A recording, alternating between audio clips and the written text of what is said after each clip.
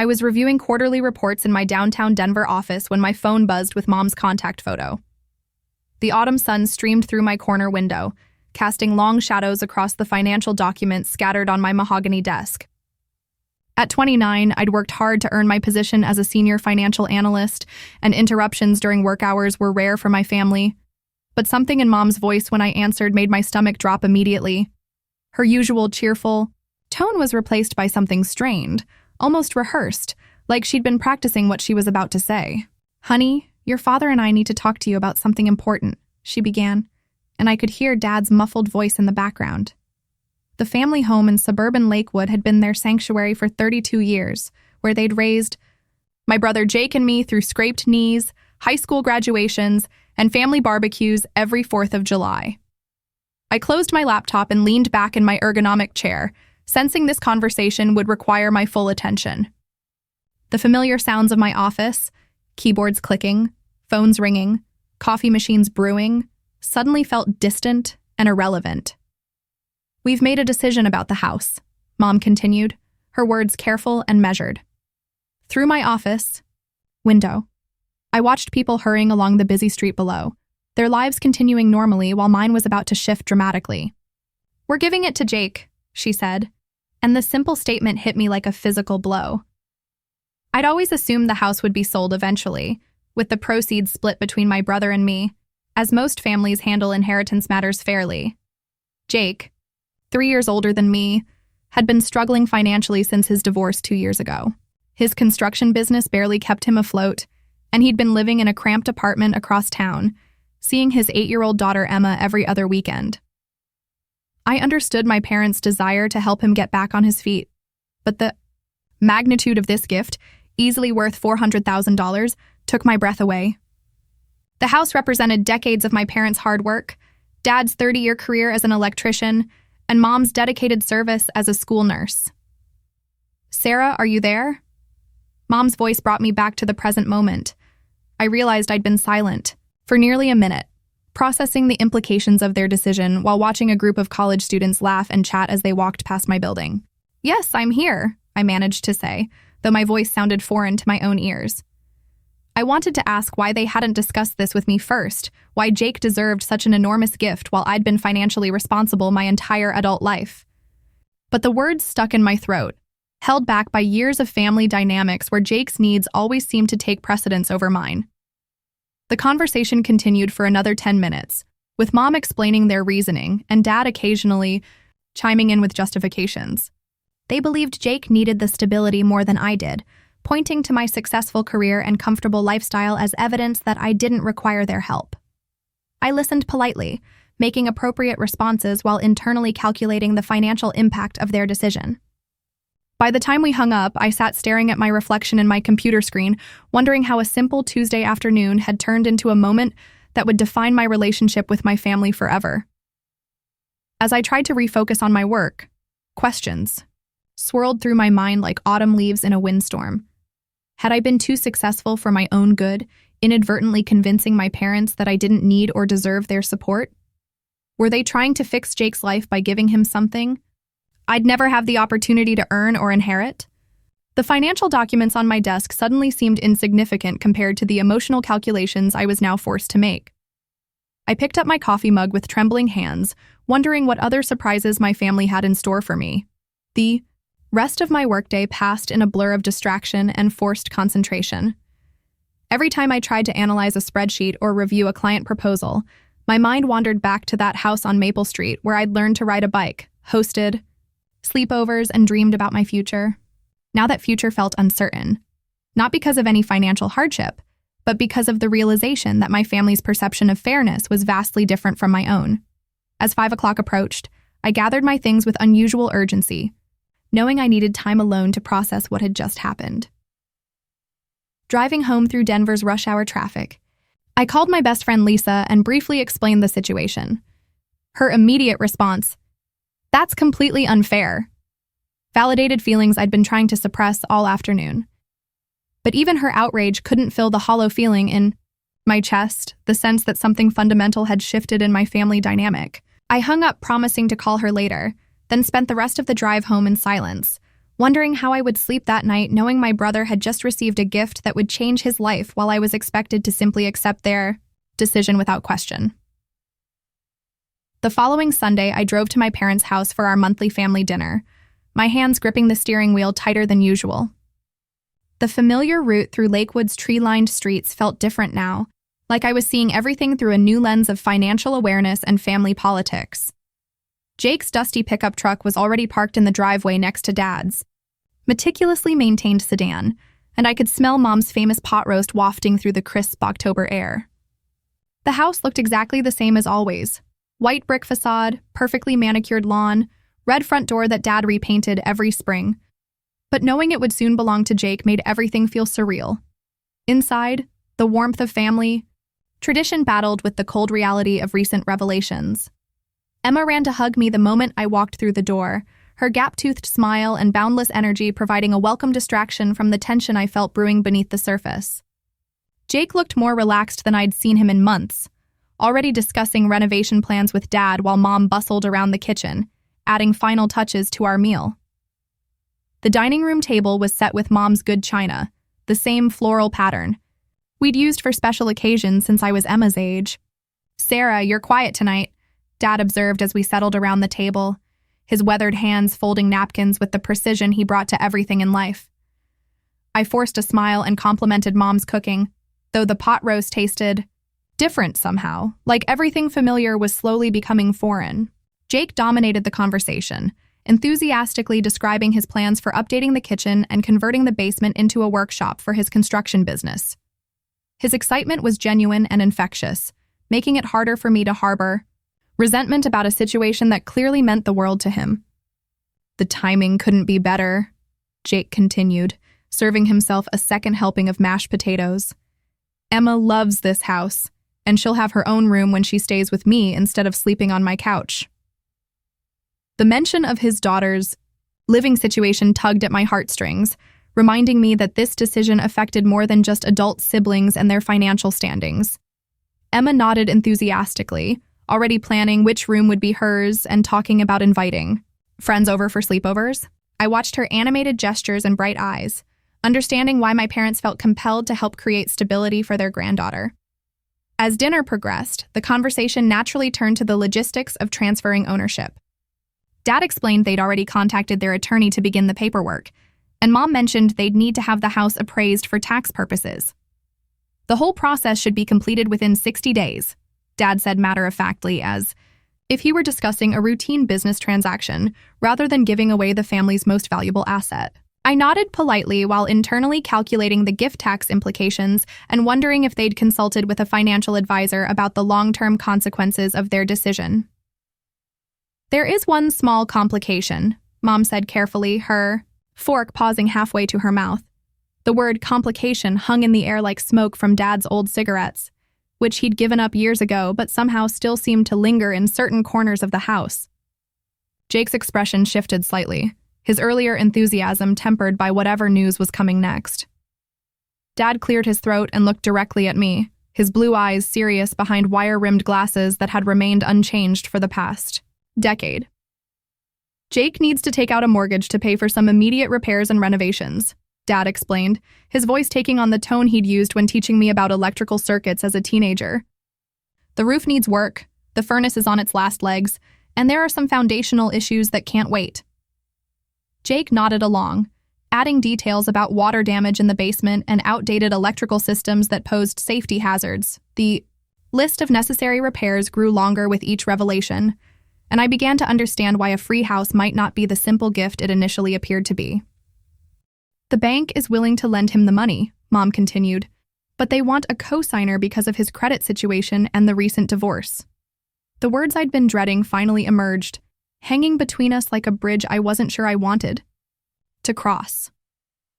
Jake looked embarrassed but determined, explaining that his credit score had suffered during the divorce proceedings, and his business income was considered too irregular for the bank's comfort. "I wouldn't ask if I had any other choice," he said quietly, his earlier excitement replaced by vulnerability I rarely saw from my older brother. The rest of dinner passed in a fog of polite conversation and careful avoidance of the obvious question that everyone knew was coming. Emma chattered about school and friends, blissfully unaware of the adult complexities swirling around her future living situation. I helped Mom clear the table and load the dishwasher, our usual routine providing comfort in the midst of emotional turbulence. As we worked side by side in the kitchen that had witnessed countless family moments, I wondered if this would be one of the last times I'd feel truly at home in this house. "They're going to ask you to co-sign," I whispered to myself as I drove home that evening, the words becoming more real each time I said them aloud. The suburban streets were quiet and peaceful, porch lights beginning to flicker on as families settled in for the night. But peace felt elusive as I contemplated the choice that lay ahead.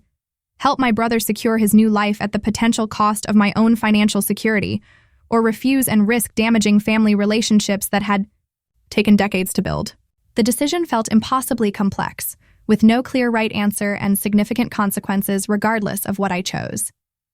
Tuesday morning arrived with an unseasonably warm breeze that made me question my choice of sweater as I walked from the parking garage to my office building. My phone had been buzzing intermittently since 7 a.m. with text messages from Jake, each one more apologetic and desperate than the last. "Can we meet for coffee?" Followed by, "I know this is a lot to ask." And finally, "Please just hear me out before you decide anything." I'd ignored them all during my morning routine of shower, breakfast, and reviewing market reports, but the weight of his words followed me like a shadow. By lunchtime, I'd received a formal phone call from Mom, her nurse's voice professional, and slightly detached as she explained the specifics of what they were asking. The mortgage amount was $68,000, intended to cover immediate repairs, some renovations, and enough buffer for unexpected issues that always arise with older homes. "It's really quite reasonable," she said, as if the amount somehow made the request less significant. I doodled geometric shapes on my notepad while she talked, the familiar comfort of numbers and patterns helping me process the emotional complexity of family expectations versus personal boundaries. "The bank just needs someone with stable income and good credit to guarantee the loan," Mom continued, and I could hear pages rustling in the background as she read from documents Jake had presumably given her. My credit score was excellent, my income steady and well documented, my savings account healthy enough to weather most financial storms. On paper, I was the perfect co-signer, responsible, reliable, and capable of covering the debt if necessary. But paper doesn't account for the resentment that builds when you're always expected to be the solution to other people's problems. That afternoon, Jake appeared at my office building without warning, looking uncomfortable in khakis and a button-down shirt instead of his usual work clothes. The security guard called up to announce his arrival, and I found myself agreeing to meet him in the lobby cafe despite my earlier decision to avoid this conversation as long as possible. He'd gotten a haircut and shaved carefully, clearly understanding that this meeting required his best effort at respectability. We hugged awkwardly, neither of us sure how to navigate this new dynamic where family love was complicated by financial obligation. "I brought all the paperwork," Jake said, sliding a manila folder across our small table while I stirred sugar into my coffee. The documents were neatly organized and highlighted, showing he'd prepared for this conversation with unusual thoroughness. Bank statements, repair estimates, loan applications, and amortization schedules painted a clear picture of his financial situation and future plans. "I know you probably think I'm irresponsible," he continued, "but I've really thought this through. The payments are manageable, and once I get the business more established, I can refinance without a cosigner." I flipped through the papers methodically, my financial training automatically calculating debt-to-income ratios and risk assessments, while my heart wrestled with family loyalty and self-preservation. The repair estimates seemed reasonable, the loan terms were favorable, and Jake's business projections showed modest but steady growth potential. "What happens if your business doesn't grow as expected?" I asked, the question hanging between us like a challenge neither of us wanted to acknowledge. Jake's confidence wavered slightly, his hands fidgeting with his coffee cup as he admitted that construction work could be unpredictable, especially during economic downturns. "I'll make every payment, Sarah. I swear on Emma's life." The intensity in his voice made me look up from the paperwork, seeing vulnerability and determination in equal measure. He talked about his plans for the house, his dreams of creating a stable home for his daughter, his commitment to rebuilding his life after the divorce had left him emotionally and financially devastated. "This isn't just about me," he said quietly. "Emma needs this stability, and Mom and Dad need to know their house is going to someone who'll take care of it." His words carried the weight of family history and future hopes, making my decision feel even more consequential. We talked for nearly 2 hours, covering every aspect of the loan arrangement and exploring various scenarios that might arise over the next 5 years. Jake had clearly done his homework, anticipating my questions and preparing thoughtful answers that demonstrated genuine commitment to making this work.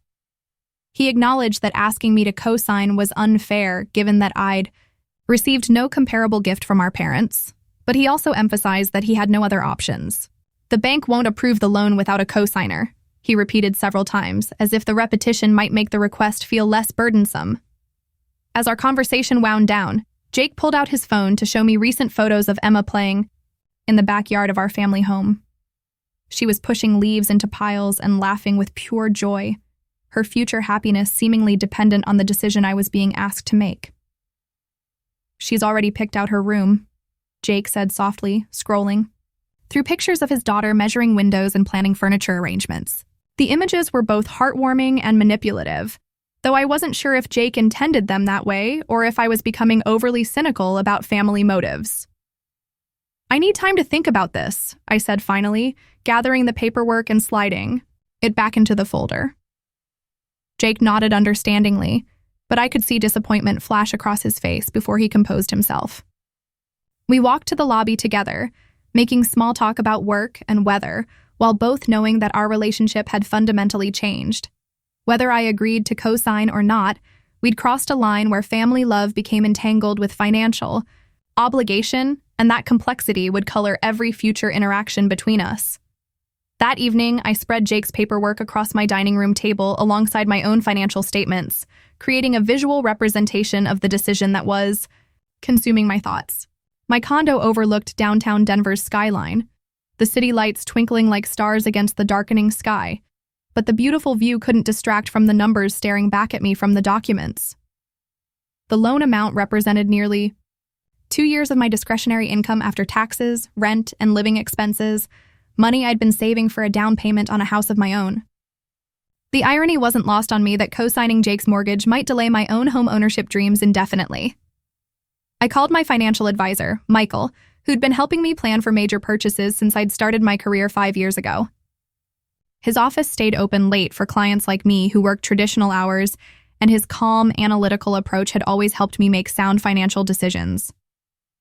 Co-signing is essentially taking on debt without receiving any of the benefits, he explained matter-of-factly, pulling up mortgage calculators and risk assessment tools on his computer. If your brother defaults, you're responsible for the full amount.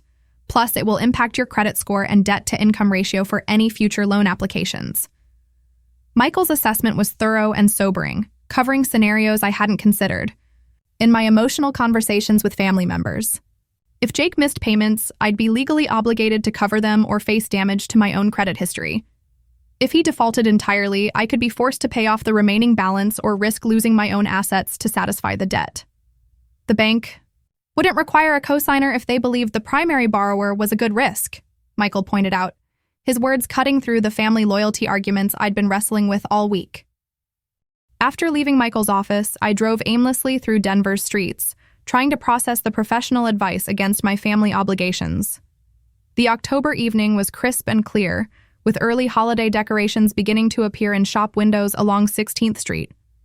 I found myself parking near Washington Park, where families were enjoying evening walks and children played on playground equipment despite the cooling temperatures. Watching these scenes of domestic happiness, I wondered if I was being selfish, for hesitating to help Jake create similar stability for Emma. My phone rang as I sat on a park bench, watching a father push his daughter on a swing set. Lisa's name appeared on the screen, and I answered gratefully, needing to talk through my confusion with someone who wasn't emotionally invested in the outcome. "Have you decided yet?" she asked without preamble, her direct approach cutting through the pleasantries I wasn't in the mood for anyway.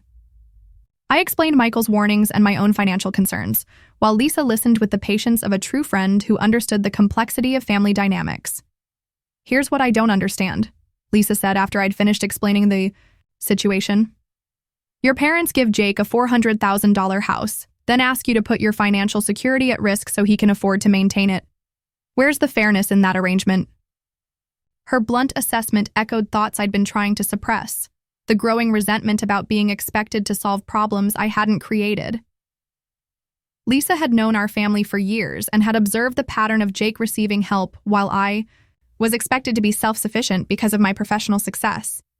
That night, I created a detailed spreadsheet analyzing every aspect of the co-signing decision, complete with best case and worst case scenarios for Jake's business performance over the next 5 years. The exercise was both therapeutic and terrifying, forcing me to confront the real possibility that I might end up paying for renovations on a house I'd never own while delaying my own financial goals indefinitely. The numbers were stark and unforgiving, showing exactly how much I stood to lose if Jake's optimistic projections proved unrealistic.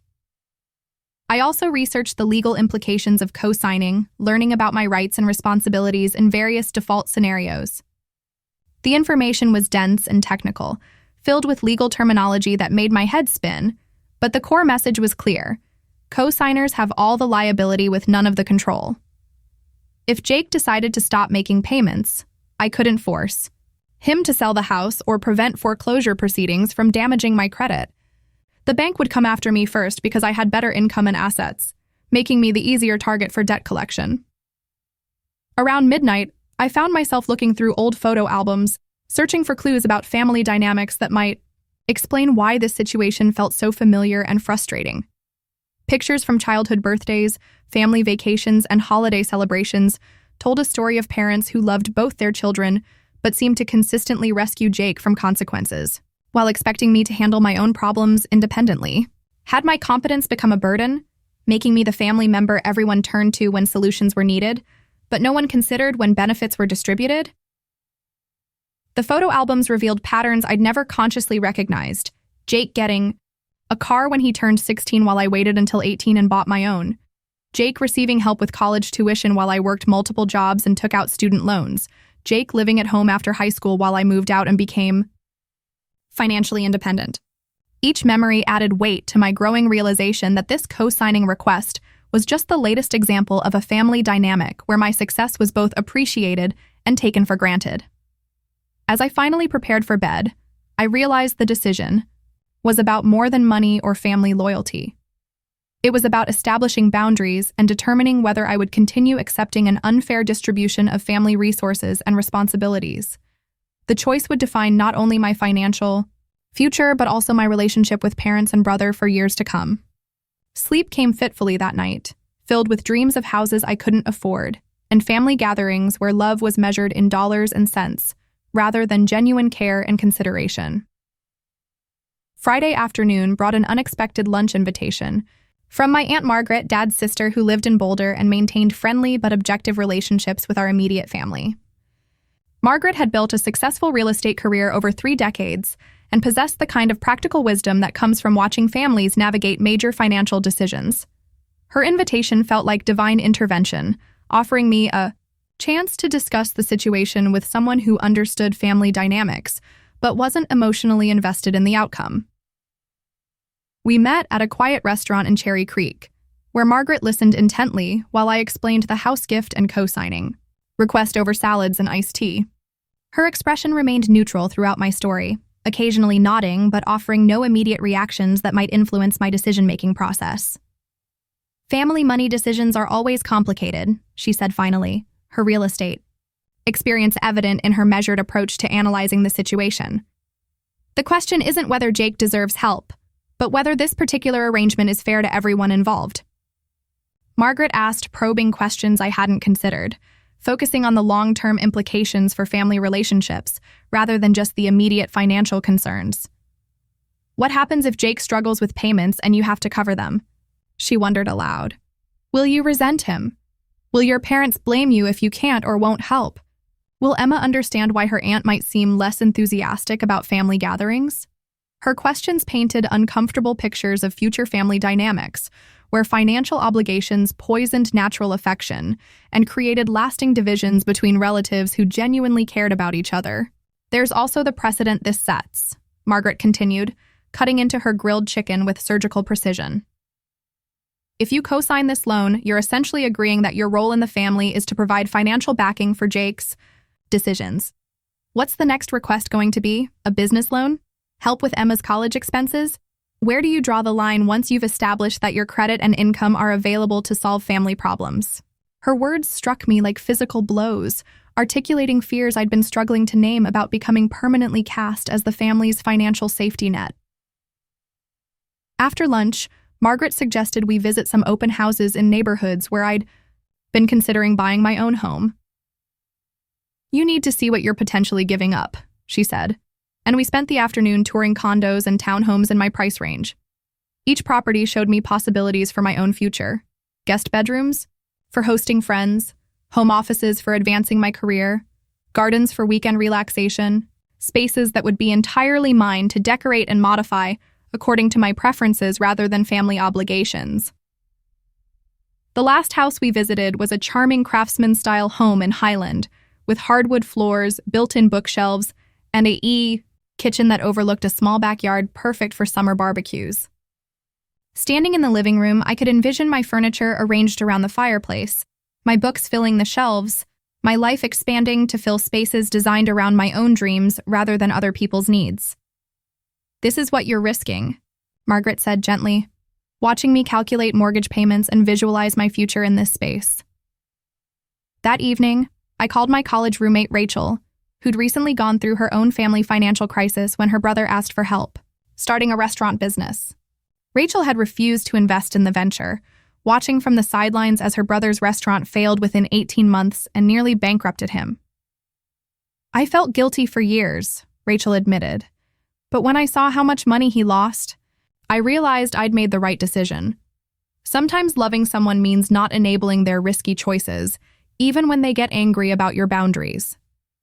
Rachel's story provided a different perspective on family loyalty and financial responsibility, showing me that saying no to unreasonable requests could actually be an act of love rather than selfishness.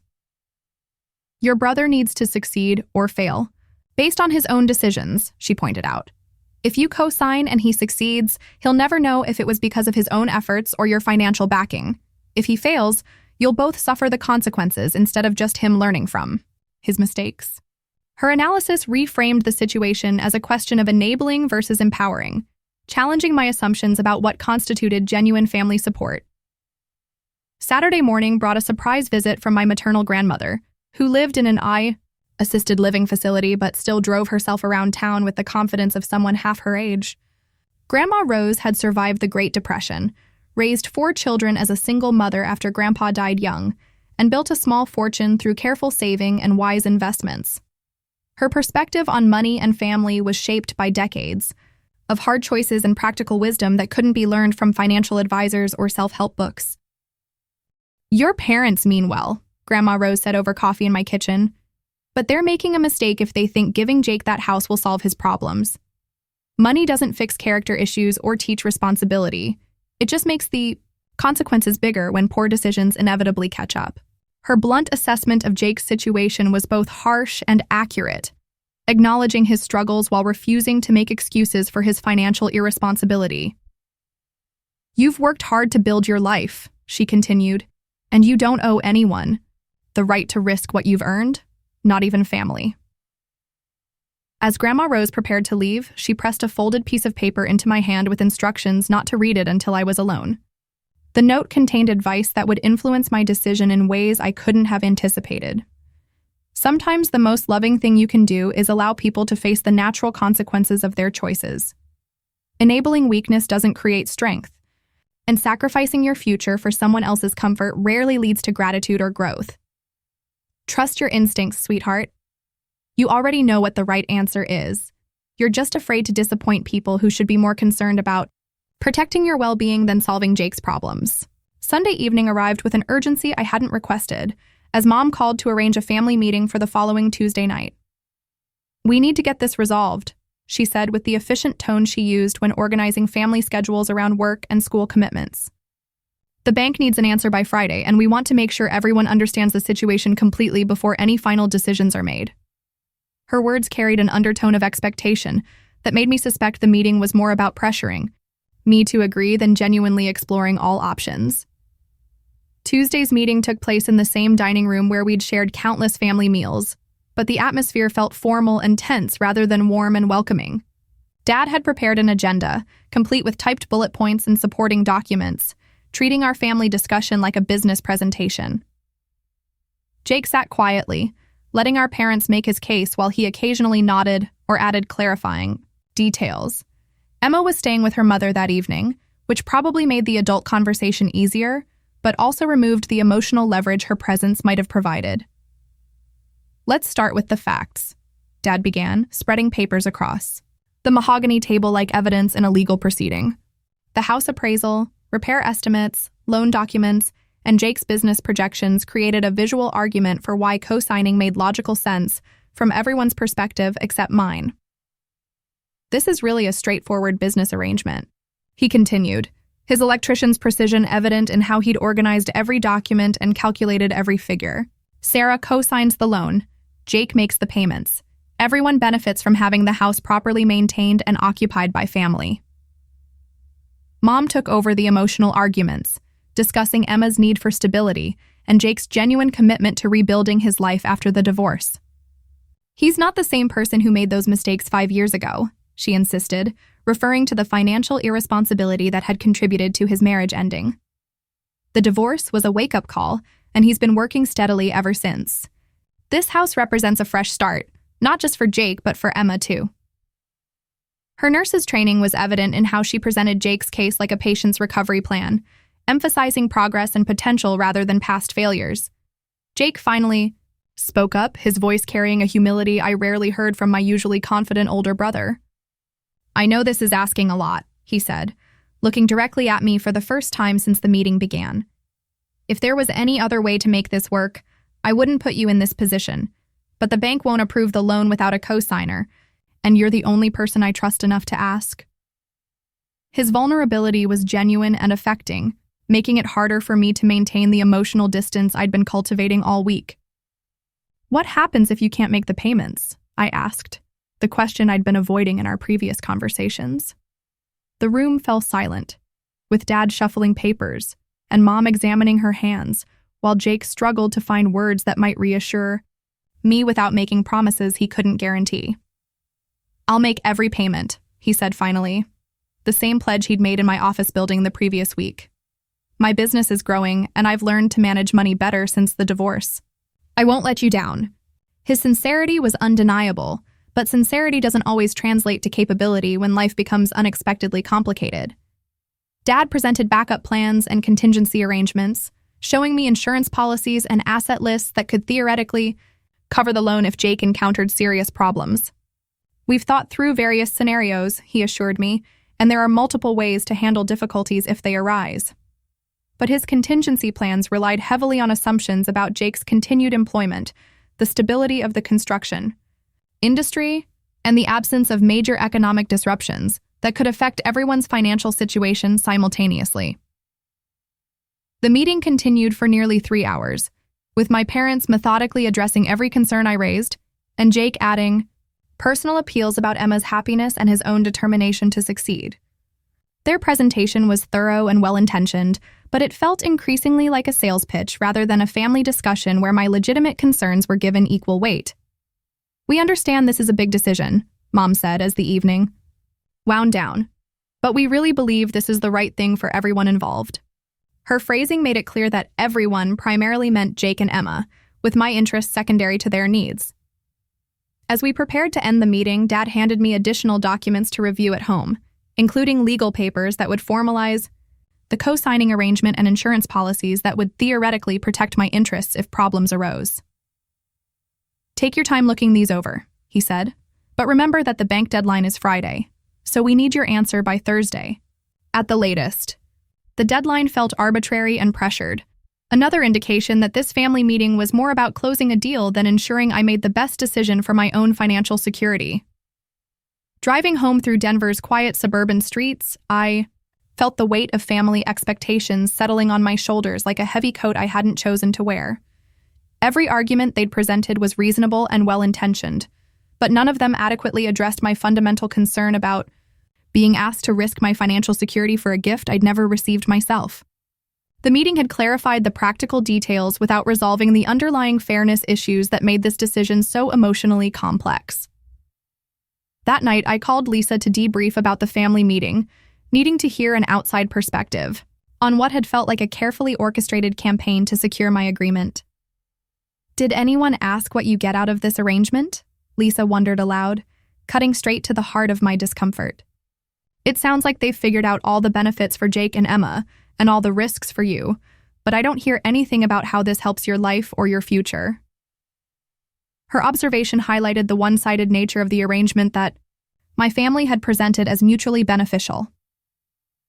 Wednesday morning brought a series of text messages from Jake that began as gentle reminders about the bank deadline and gradually escalated to emotional appeals about Emma's future and his own desperation. "Please don't let me lose this opportunity," read one message. "Emma's already telling her friends about her new room," said another. By lunchtime, he'd sent 12 messages, each one adding another layer of guilt and urgency that made concentrating on work nearly impossible. I finally turned off my phone, needing a few hours of peace to think clearly without constant emotional manipulation. The afternoon brought an unexpected visit from Mom, who appeared at my office reception desk with the determination of someone on a mission she considered vital to family harmony. "I was in the neighborhood for a doctor's appointment," she explained, though my office building was nowhere near any medical facilities she regularly visited. We went to the same lobby cafe where Jake and I had met the previous week, the irony not lost on me that this space was becoming the unofficial venue for family financial negotiations that I'd never wanted to have. "I'm worried about you," Mom began, her nurse's instincts evident in how she studied my face for signs of stress and exhaustion. "You've seemed distant lately, and I want to make sure you understand that we're not trying to take advantage of your success. We're proud of what you've accomplished, honey, but Jake needs help in a way that you don't." Her words were kind, but revealed assumptions about my life that stung more than any direct criticism might have. Success, apparently, disqualified me from receiving the same consideration and support that failure earned for my brother. Mom spent nearly an hour explaining Jake's situation from her perspective as a mother watching her adult child struggle with consequences from past mistakes. She described his sleepless nights worrying about Emma's living situation, his embarrassment about asking for help, his genuine commitment to making this arrangement work for everyone involved. "He's not the same person who got divorced," she insisted, echoing arguments from the family meeting. "People deserve second chances, especially when children are involved."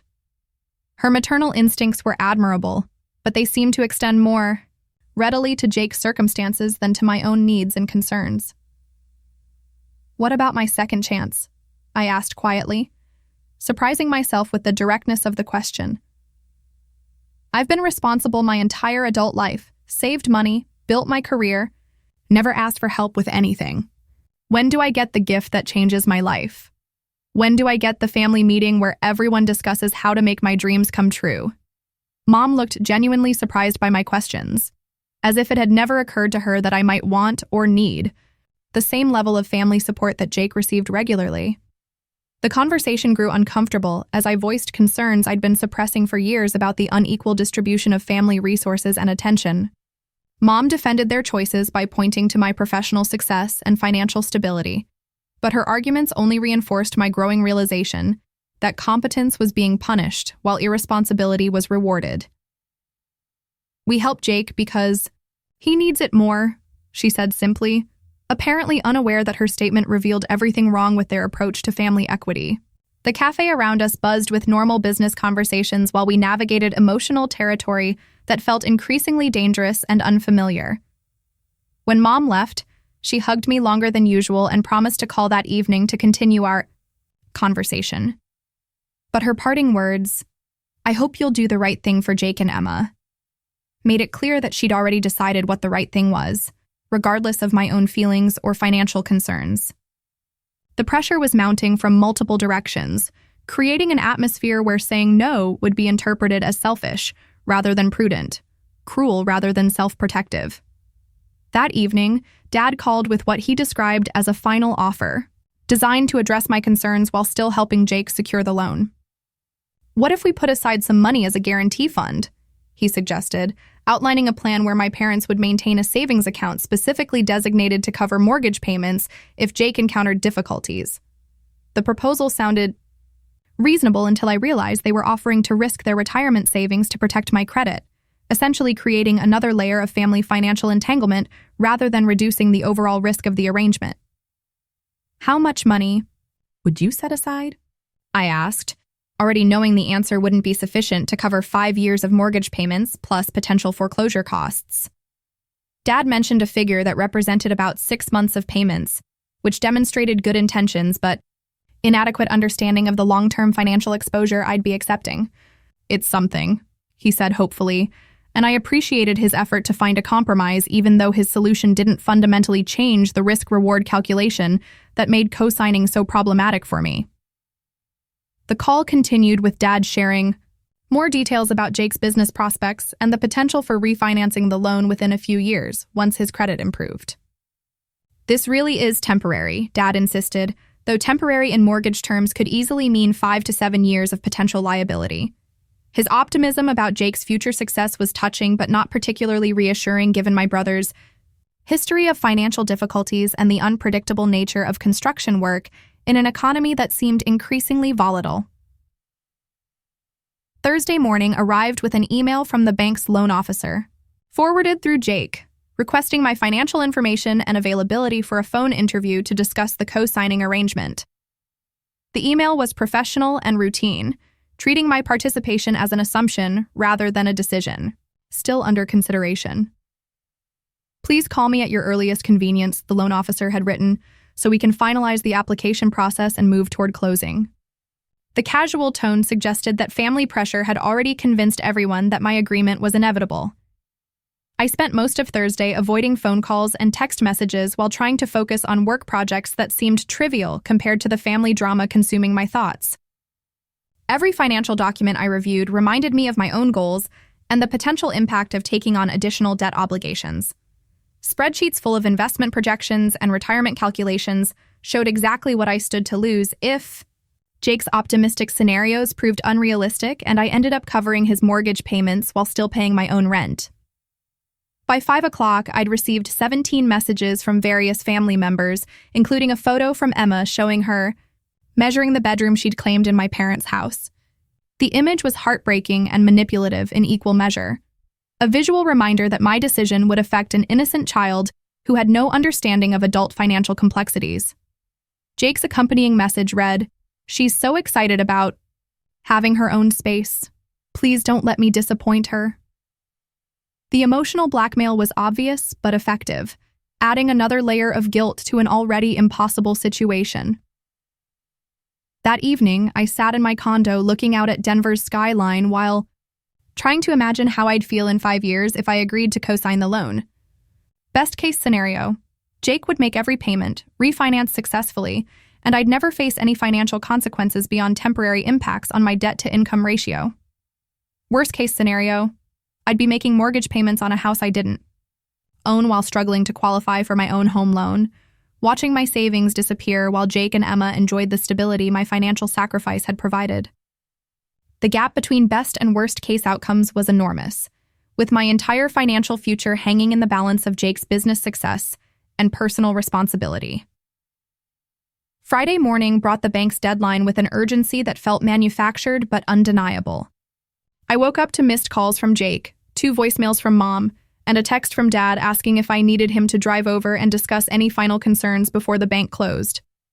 The family's coordinated pressure campaign had reached its crescendo, with everyone assuming that my silence meant I was struggling with logistics, rather than fundamentally questioning whether this arrangement was fair or wise. Their certainty about my eventual compliance made me feel increasingly isolated and misunderstood. At work, I found myself staring at loan documents while colleagues discussed weekend plans and quarterly projections around me. The normalcy of office life felt surreal when contrasted with the family crisis that had consumed my thoughts for 2 weeks. Michael, my financial advisor, called to check in about my decision, reminding me that co-signing would impact my own mortgage pre-approval and potentially delay my home buying timeline by several years.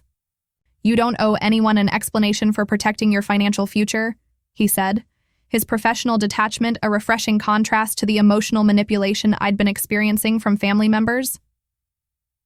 By lunchtime, I'd made my decision, but the clarity felt terrifying rather than relieving. I called Jake first, knowing that he deserved to hear my answer directly rather than through our parents or a family conference call. "I can't co-sign the loan," I said without preamble, my voice steadier than I'd expected given the magnitude of what I was saying. The silence that followed stretched uncomfortably long, filled with Jake's breathing and the distant sounds of construction work at whatever job site he was calling from. "I understand," Jake said finally, though his tone suggested he understood my words without accepting my reasoning. "I'm disappointed, but I understand." We talked for another 10 minutes about alternative options and backup plans, both of us knowing that without my co-signature, the bank would likely reject his application, and he'd lose the house that had already become his daughter's dream home. "I'll figure something out," he said before hanging up, though we both knew his options were extremely limited, given his credit situation and limited savings. The call to my parents was more difficult, requiring me to explain my decision to people who'd raised me to prioritize family loyalty above individual concerns. Mom's immediate response was hurt disappointment mixed with disbelief that I'd choose personal financial security over Jake's needs and Emma's happiness. "I thought we could count on you," she said, her words carrying decades of assumptions about my role as the responsible child who solved problems rather than creating them. Dad was more analytical, asking about specific concerns and trying to negotiate modifications that might change my mind. "This isn't about the money," I tried to explain, though that statement wasn't entirely accurate. "It's about fairness and the precedent this sets for future family dynamics. Jake gets a $400,000 house, and I'm asked to risk my financial security so he can afford to maintain it. Where's the equity in that arrangement?" My parents listened politely but clearly disagreed with my perspective, viewing my refusal as selfishness rather than self-preservation.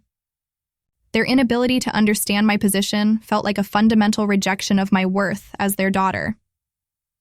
That afternoon, Emma called me directly for the first time in months, her 8-year-old voice carrying disappointment that cut through my emotional defenses like a knife. "Daddy says we might not get to live in Grandma and Grandpa's house," she said, her words careful and rehearsed in a way that suggested adult coaching. "Did I do something wrong? Are you mad at me?" The conversation broke my heart while also infuriating me that my family would involve a child in their campaign to pressure my decision. I spent 20 minutes reassuring Emma that my choice had nothing to do with her, while avoiding details she was too young to understand. By 5 o'clock, I'd received a final call from the bank's loan officer, confirming that without a cosigner, Jake's application would be denied and the loan process terminated. "I'm sorry it didn't work out," the officer said professionally, treating the situation like any other business transaction that hadn't proceeded to completion. But for Jake, the bank's rejection meant losing his chance at home ownership and stability, while for Emma it meant continued uncertainty about where she'd live and whether her father could provide the consistency she needed. That evening, I turned off my phone and sat in silence for the first time in 2 weeks, finally able to think clearly without constant interruption from family members trying to change my mind. The decision was made and irreversible, but the consequences were just beginning to unfold. Jake would need to find alternative housing arrangements, Emma would be disappointed about losing her anticipated bedroom, and my parents would need to reconsider their plans for transferring the house to someone who couldn't afford its maintenance and upkeep. The relief I'd expected to feel after making my decision was overshadowed by guilt and sadness about the family relationships that had been damaged in the process. My refusal to co-sign wasn't just about protecting my financial future. It was about establishing boundaries and demanding the same consideration that Jake received regularly. But setting boundaries with family members who'd never respected them before felt like a form of betrayal, even when I knew my decision was rational and necessary for my own well-being. As I prepared for bed, I wondered if I'd made the right choice, or if I'd prioritized money over family relationships that couldn't be replaced or repaired. The uncertainty was agonizing, but it was my uncertainty to bear, rather than a financial obligation that could have haunted me for years. Sometimes the most difficult decisions are the ones that protect you from problems you can't yet see, and I hoped that time would prove my choice had been wise rather than selfish. The following Monday brought an uncomfortable return to normal: family communications, with everyone pretending the loan situation had never happened, while underlying tensions poisoned every interaction. Jake's texts became infrequent and formal, limited to brief responses about work schedules and Emma's school activities rather than the casual conversations we'd shared before money complicated our relationship. Mom's weekly check-in calls felt strained and artificial, filled with careful topics that avoided mentioning houses, loans, or any financial matters that might remind us of my recent refusal to help. 3 weeks after the bank deadline, I learned, through casual conversation with Dad, that Jake had found a rental house in Aurora, a modest 3-bedroom that would allow Emma to have her own room while keeping his housing costs manageable. "It's not ideal," Dad said, his disappointment evident despite his attempts to sound supportive, "but it's temporary until Jake can improve his credit situation and maybe qualify for a mortgage on his own." The subtext was clear. My refusal had forced Jake into a less desirable living situation that could have been avoided if I'd been more cooperative. My parents' attitude toward me shifted subtly but noticeably, with conversations that once focused on my career achievements now limited to polite inquiries about work and weather. Family dinner invitations became less frequent, and when I did visit, the atmosphere felt formal rather than comfortable. "How's the house hunting going?" Mom would ask occasionally, her tone suggesting she found it ironic that I was pursuing home ownership while preventing Jake from achieving the same goal. These conversations were brief and uncomfortable, highlighting the growing distance between us. Emma's relationship with me became the most painful casualty of my decision, though I suspected her changing attitude was influenced by adult conversations about why she couldn't live in her grandparents' house. Where she'd once called me regularly to share school stories and ask for help with homework, our interactions became limited to brief hellos during family gatherings and polite thank you notes for birthday gifts. Her natural 8-year-old disappointment had been shaped into something that felt like judgment, making me question whether I'd damaged my relationship with my niece permanently. By November, the family had settled into a new dynamic where my choice to prioritize my financial security over Jake's needs remained an unspoken but ever-present source of tension. Thanksgiving dinner was particularly awkward, with conversations carefully avoiding topics related to housing, loans, or future plans that might remind everyone of the opportunities that had been lost when I refused to co-sign. Jake and Emma seemed happy enough in their rental house, but the family mythology now included a narrative where my selfishness had prevented a better outcome for everyone. Christmas brought an unexpected revelation when Dad mentioned during gift opening that they were considering selling the family house rather than transferring it to Jake as originally planned. "The maintenance costs are getting expensive," he explained, "and we're thinking it might be better to downsize to a condo and split the proceeds between you kids." The news felt like vindication of my earlier concerns about Jake's ability to afford homeownership, while also suggesting that my parents had finally recognized the financial realities I'd been trying to explain for months. The house sale proceeded quickly, with a buyer offering close to asking price within 2 weeks of listing. Jake seemed relieved rather than disappointed, acknowledging that homeownership involved responsibilities he wasn't fully prepared to handle given his irregular income and limited savings. "Maybe it's better this way," he admitted during one of our rare conversations, his earlier desperation replaced by acceptance of his current living situation. The rental house in Aurora was working out well, and Emma had adjusted to her new school and neighborhood better than anyone had expected. When the house sale closed in January, my parents split the proceeds equally between Jake and me, finally, providing the financial equity I'd been hoping for throughout the loan controversy. My portion of the inheritance provided a substantial down payment for my own home purchase, while Jake used his share to pay off debts and establish an emergency fund that would help him avoid future financial crises. The irony wasn't lost on me that refusing to co-sign had ultimately led to a better outcome for everyone involved.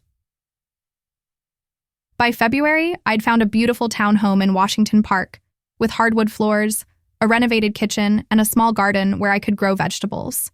During Denver's short but productive growing season, the house was entirely mine, purchased with inheritance money that came without strings attached or family obligations that might complicate my enjoyment of homeownership.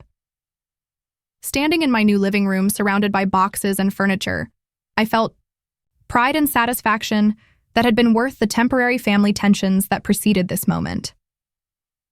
Jake visited my new house for a housewarming party in March. bringing Emma and a bottle of wine along with what felt like genuine congratulations about my homeownership achievement. "You were right about the loan," he said quietly, while Emma played in my backyard garden. "I wasn't ready for a mortgage, and I would have struggled with the payments if the bank had approved it. Your refusal probably saved me from foreclosure and bankruptcy within a few years." His admission felt like absolution, confirmation that my difficult decision had been wise rather than selfish. The family dynamics gradually returned to something resembling normal over the following months, though the loan controversy had permanently changed how we related to each other around financial matters. My parents seemed to understand that my success didn't obligate me to solve other people's problems, while Jake had learned to approach financial decisions with more caution and realistic planning. Emma's relationship with me recovered as she realized that my refusal to co-sign hadn't been about rejecting her or her father, but about protecting my own future in ways she'd understand better as she grew older.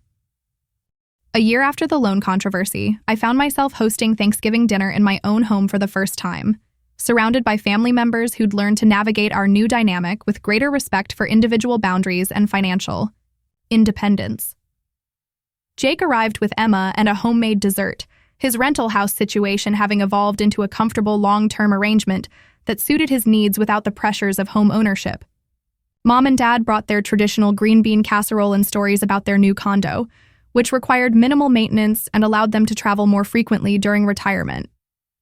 The conversation over dinner naturally turned to Emma's growing interest in money management and saving, sparked by her father's new approach to financial planning and her observations about different family members' relationships with money.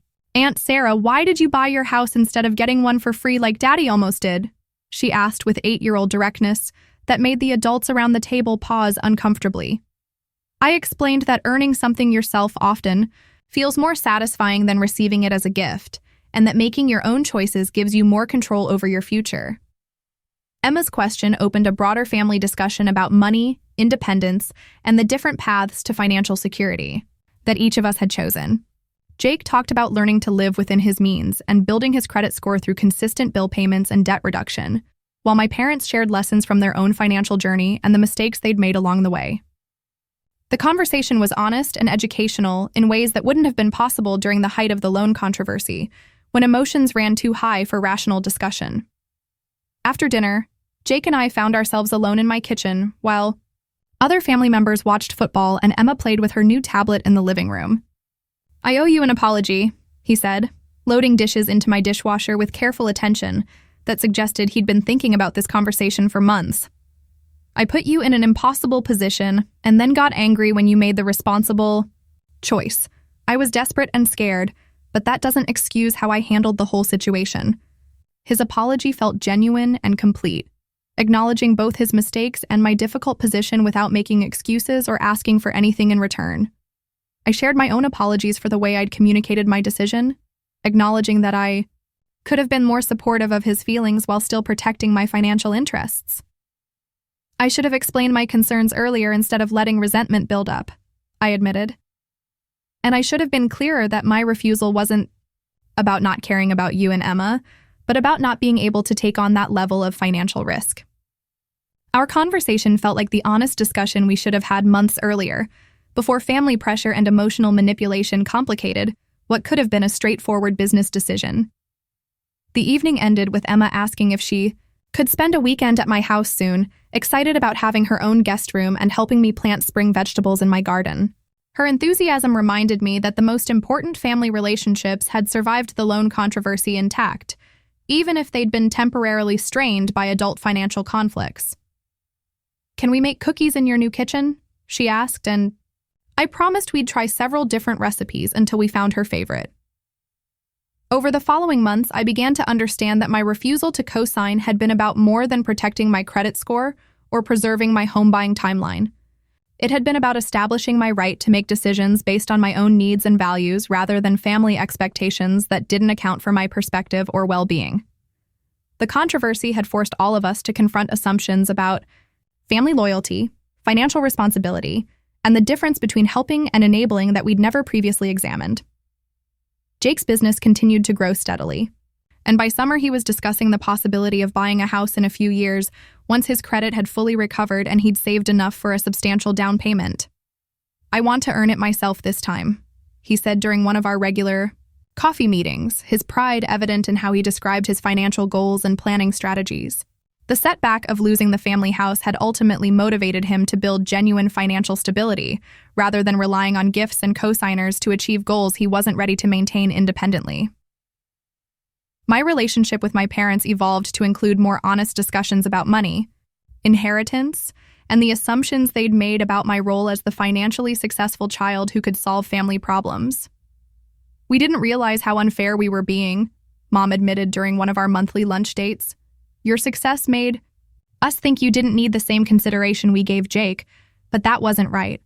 You deserved equal treatment regardless of how well you were doing on your own." Her acknowledgement felt like validation of concerns I'd struggled to articulate during the height of the controversy.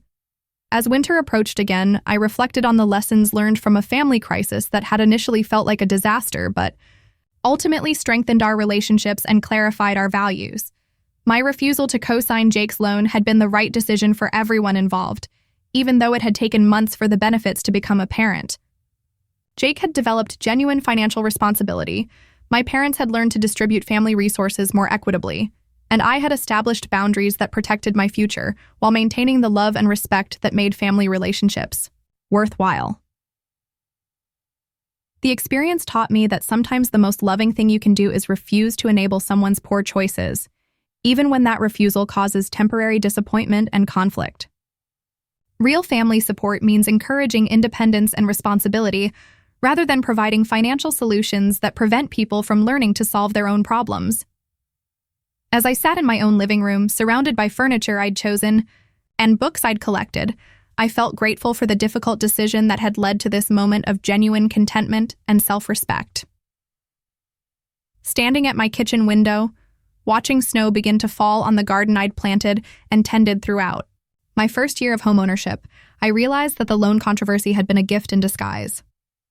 It had forced me to choose between family approval and personal integrity, ultimately leading to a stronger sense of self and healthier family relationships built on mutual respect rather than financial obligation. The house I'd bought with my inheritance money was more than just a place to live. It was proof that sometimes the hardest decisions lead to the most satisfying outcomes, and that family love can survive even the most difficult conversations about money, fairness, and the courage to say no when necessary.